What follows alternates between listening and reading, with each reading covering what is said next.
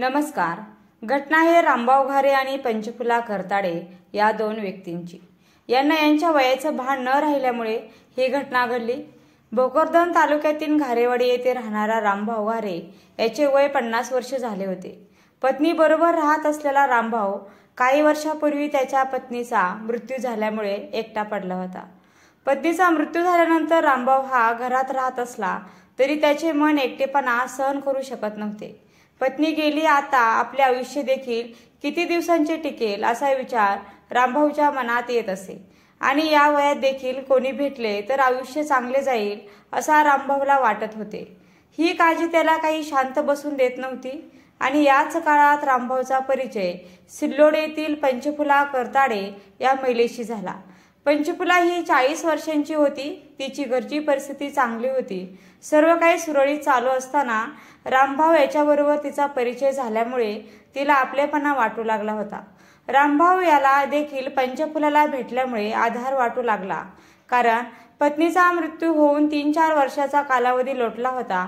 आता हरिनामाचा जप करावा असे विचार रामभाऊच्या मनात येत होते. परंतु पंचफुला त्यांच्या आयुष्यात आल्यानंतर त्यांचे मन गदगद झाले होते. पंचफुला आता रामभाऊला सारखा संपर्क करू लागले. घरातील परिस्थिती चांगली असली तरी रामभाऊ पंचफुलाच्या मनाजवळ आला होता. रामभाऊ बरोबर आपले जुगाड बसवण्याचा विचार पंचफुला करू लागली होती आणि त्यामुळे तिने रामभाऊशी जास्त संपर्क वाढवला. रामभाऊ याला देखील पत्नी नसल्यामुळे पंचफुला आवडू लागली होती. म्हातार वयात सोबतीला पंचफुला भेटली तर चांगले होईल असा विचार रामभाऊ याच्या मनात घोळत होता. काही दिवसांचा कालावधी निघून गेला तेव्हा रामभाऊ आणि पंचफुला यांची अतिशय जवळीकता वाढू लागली. पंचफुलालाही रामभाऊ याला भेटण्यासाठी गावाकडे येऊ लागली. येताना पंचफुला अशा वेळेला येत होती की तिला मुक्कामी थांबल्याशिवाय पर्याय नसायचा, असं ती मुद्दाम करत होती आणि त्यामुळे रामभाऊ याच्या घरी आल्यानंतर रात्री रामभाऊ आणि पंचफुला हे दोघेच घरी असायचे. काही दिवसांचा कालावधी निघून गेला. पंचफुला आता नेहमी रामभाऊकडे मुक्कामी येऊ लागली. गावातील लोकांना देखील पंचफुला येत असल्याची माहिती झाली होती आणि त्यामुळे रामभाऊ यांनी दुसरी बायको केली असल्याची खबर देखील गावात होऊ लागली होती. रामभाऊ यांनी म्हातारपणात असे उद्योग करायला नको असे गावातील लोक म्हणत होते, पण रामभाऊ यांनी अजून पंचफुला बरोबर काही केलेले नव्हते. त्या दोघांचा परिचय अतिशय जवळचा झाला होता. गावात रामभाऊ याच्या नावाने बोंब चालू झाली होती. एक दिवस पंचफुला रात्रीच्या दरम्यान रामभाऊ याच्या घरी आली. रात्रीचे दोघांनी जेवण केले. दोघांच्या मनात जे काही होते ते फक्त मनातच होते. मध्यरात्रीच्या सुमारास रामभाऊ याला झोप काही येत नव्हती, त्यामुळे त्यांनी पंचफुलाचा आधार घेतला. पंचफुलाच्या अंगावर रामभाऊ याचा हात पडला आणि पंचफुला जागी झाली. जो स्पर्श अनेक दिवसापासून पंचफुला विसरली होती तो स्पर्श रामभाऊने तिला दिला होता. काही वेळातच दोघांमध्ये संबंध सुरू झाले. पंचफुलाला जे हवे होते ते तिच्या मनासारखे घडू लागले होते. एवढे दिवस फक्त बोलणारा रामभाऊ आता अंगावर चढू लागला होता. त्यामुळे पंचफुलाला सुद्धा निस्पित पडून राहिली. सकाळी उठल्यानंतर रामभाऊने जे काही झाले ते कोणाला सांगू नको अशी ताकीद पंचफुलाला दिली. परंतु पंचफुला हिला देखील रामभाऊ पाहिजे होता, परंतु दोघेही एकमेकांना स्पष्टपणे बोलत नव्हते. पंचफुला हिला रामभाऊ याच्याबरोबर संसार करायचा होता. ज्या संबंधाची पंचफुलाने अनेक दिवसापासून वाट पाहिली होती ते संबंध आता झाले होते. रामभाऊवर आपला हक्क सांगण्यासाठी पंचफुला तयार झाली होती. आता रामभाऊ आपल्याला सोडणार नाही आणि जरी सोडले तरी त्याचे परिणाम रामभाऊला भोगावेच लागतील असा विचार तिने मनात घट्ट केला. ज्या पद्धतीने पंचफुलाने प्लॅनिंग करत होती ती प्लॅनिंग यशस्वी झाली होती. पंचफुलाच्या मनात जे काही आहे ते रामभाऊला लक्षात आले नाही आणि तो पंचफुलाला आपल्या नात्यातील आहे व आपली मदत करत आहे असा विचार रामभाऊ मनात धरून होता. 1 वर्षभर दोघांनी संबंध प्रस्थापित केले. आता यापुढे पंचफुलाने डाव टाकायला सुरुवात केली. पंचफुला हिने रामभाऊ बरोबर बोलताना म्हणाली, तुम्हाला माझी आवश्यकता आहे आणि मला सुद्धा तुमची आवश्यकता आहे आणि त्यामुळे गावातील लोक नावे ठेवण्यापेक्षा आपण दोघांनी लग्न केले तर सर्व काही सुरळीत होईल. आपल्या दोघांना नावं ठेवणार नाहीत.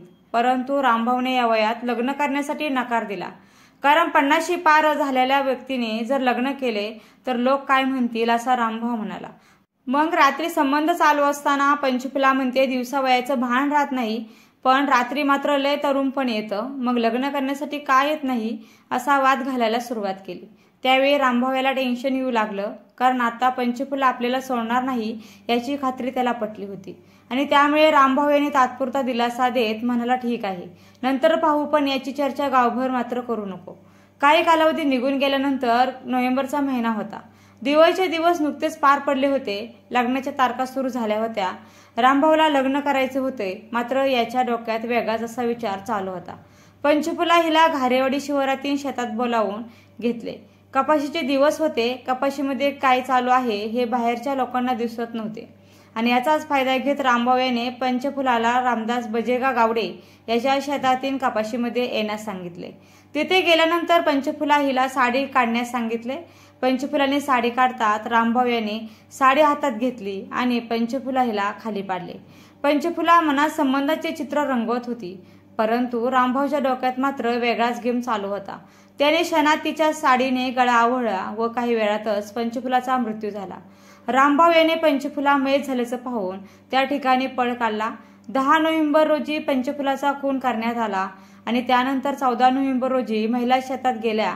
त्यावेळेस वास येऊ लागल्यामुळे महिला त्या दिशेने गेल्या. यावेळी समोरील दृश्य पाहून त्या हादरून गेल्या, कारण पंचफुलाच्या अंगावरील साडी काढलेली होती, ती मयत झालेली होती. पोलीस ठाण्यात याची माहिती दिली आणि पोलीस घटनास्थळी आले.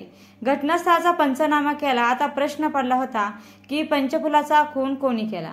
गावातील लोकांना रामभाऊ याच्याबरोबर पंचफुला राहत असल्याचं कळालं होतं आणि त्यामुळे रामभाऊ याला ताब्यात घेतले. त्यावेळेस पंचफुला लग्नाचा तगाता लावून बसली होती, म्हणून तिचा खून केल्याची कबुली रामभाऊने दिली. या घटनेबद्दल तुम्हाला काय वाटते व ही घटना कशा प्रकारे थांबवली जाऊ शकली असते ते कमेंटमध्ये नक्की कळवा. तर अशाच माहितीपूर्ण व्हिडिओ पाहण्यासाठी व्हिडिओला लाईक, शेअर आणि चॅनलला सबस्क्राईब करायला विसरू नका. व्हिडिओ शेवटपर्यंत पाहिल्याबद्दल अगदी मनापासून आभारी आहे. धन्यवाद.